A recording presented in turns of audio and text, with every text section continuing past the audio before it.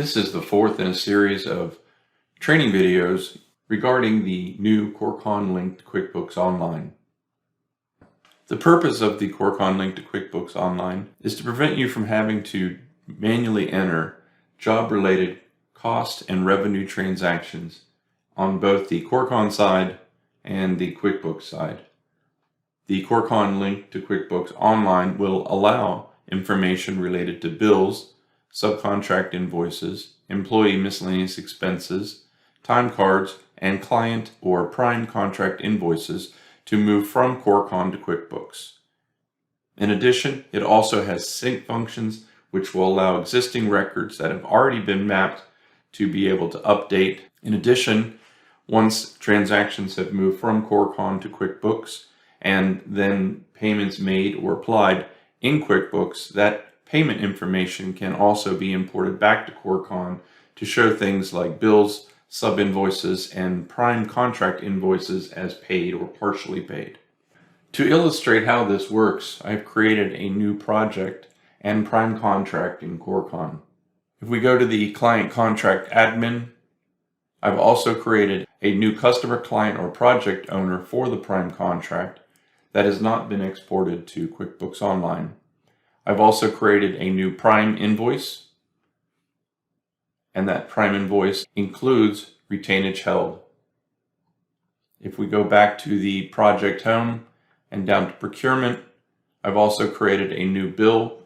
That bill is for a vendor that was just created on the Corecon side, now needs to be created on the QuickBooks Online side. Created a new subcontract. The subcontract does have retainage, so the sub invoice that I created also has retainage held.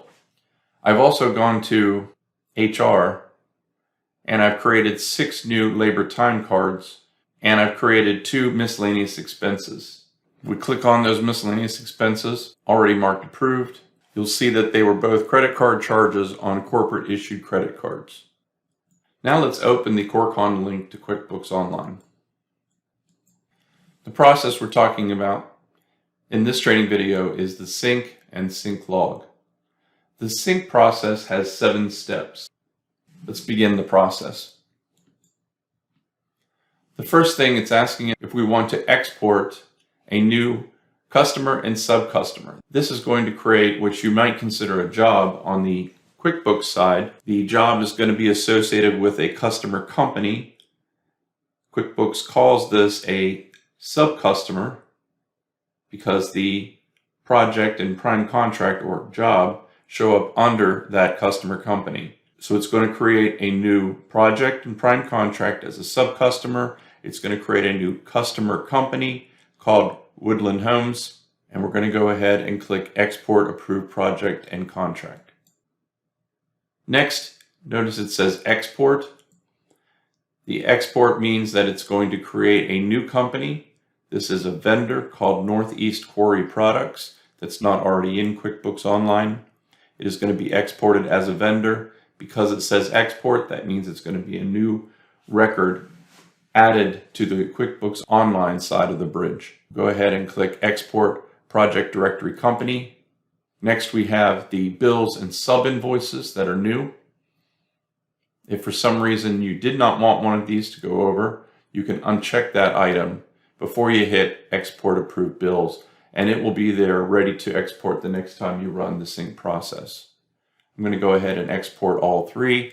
It's important to note that the sub-invoice does have retainage, and I'll show you what that means in a few minutes. We'll click Export Approved Bills and Sub-Invoices. Next, it's asking us if we want to export the miscellaneous expenses to QuickBooks, and since they're not in QuickBooks yet, we're going to go ahead and add those. Again, both of these transactions are corporate issued credit card transactions, so we'll go ahead and export those. Now it's asking if we want to export the prime invoice or progress billing as a customer invoice in QuickBooks Online. Again, this also has retainage, and we'll show how that's exported in just a few minutes. We'll click Export Approved Prime Invoices again. Now we're up to the Export Corecon Employees to QuickBooks Online Employees. And the employee time cards that we're exporting are for Gordon Hill. So we don't need to export any of these. That would create a new record for each employee on the QuickBooks Online side. I choose not to do that, so we'll click skip. Now we have labor time cards. I'm going to sort this and uncheck all of the ones that don't relate to this particular project. I'm also going to sort by project, and I'm only going to select those labor time cards for the project that we're talking about. However, you can import labor time cards to QuickBooks Online for all projects at one time. Then we'll click Export Approved Time Cards.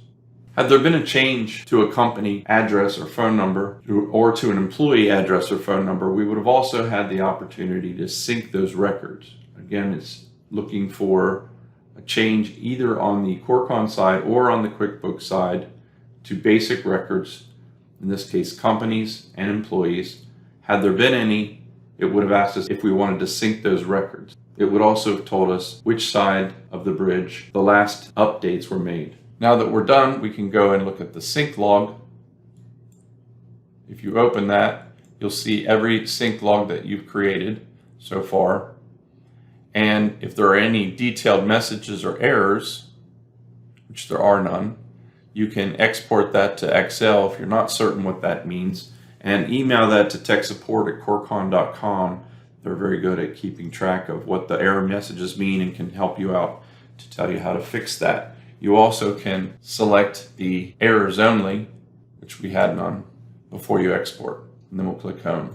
Now let's switch over to QuickBooks to see what happened. First of all, we go to Customers and Leads and go to Customers. And we'll scroll down. You can see it created a new customer company. And under that company, it created a sub-customer for the project and prime contract. If we open that sub-customer, you'll also see that some of the transactions have already been imported. The one we want to look at here is the prime invoice or customer invoice. If I open that transaction, you'll see that the information was imported by cost code division, in this case. The accounts receivable would show here at the bottom. The retainage receivable, which was backed out of the original revenue, will show under retainage receivable. Again, the entire amount before retainage is recorded as revenue. Let's go back. We'll also notice if we go to expenses and to vendors that a new vendor was added on the QuickBooks side. We posted one bill to that. If we open that up, you'll see the bill that came over. A bill does not have retainage, but if you look at the detail, you can see that it was posted by the division code and the description came over as well. Let's go back again, back to expenses and to vendors. We'll scroll up to the subcontractor, which was Allison Construction, and we'll see that a bill or sub-invoice was posted as a bill to QuickBooks Online. If we open the detail, you'll see that the total cost was recorded by division as we selected in the sync preferences. The retainage was backed out. Will show as retainage payable or holdback payable. And the difference will show up in QuickBooks Online as accounts payable. Now let's go up to the payroll, and I'm going to scroll down to the employee with the labor time cards. If we pull this down, you can run reports on that particular employee. And although the payroll has not been processed in QuickBooks, the hours were exported.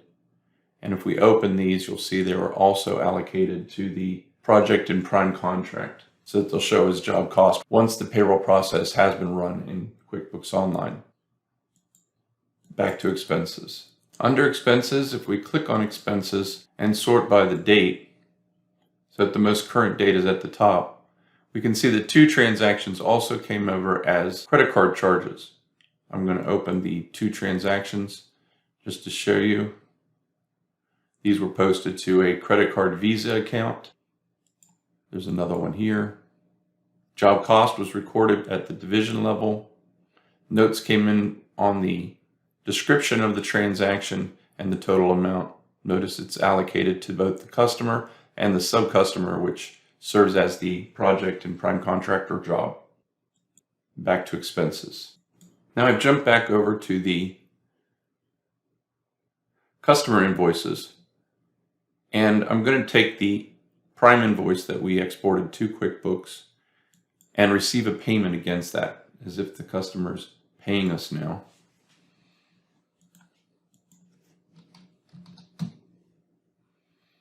And I'm going to show the entire amount paid and click Save and New. I'm going to do the same thing under Expenses, and we're going to pay the 2 bills that we exported.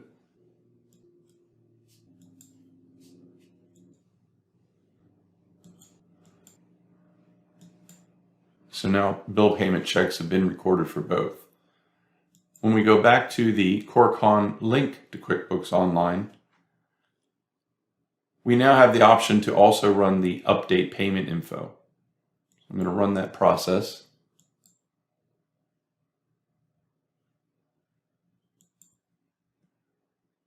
And now when I go back to Corecon and back to Project Home, we'll be able to log in and see that the prime invoice and the bill and the sub invoice will now all show as paid. Back to the CoreconLink to QuickBooks Online. If you'd like to know more about the information covered in this training video, we encourage you to go to the knowledge base, down to integration and public APIs, to accounting and ERP, and open the CoreconLink for QuickBooks Online. This is an overview article with many additional subjects that you can drill down on to find additional information.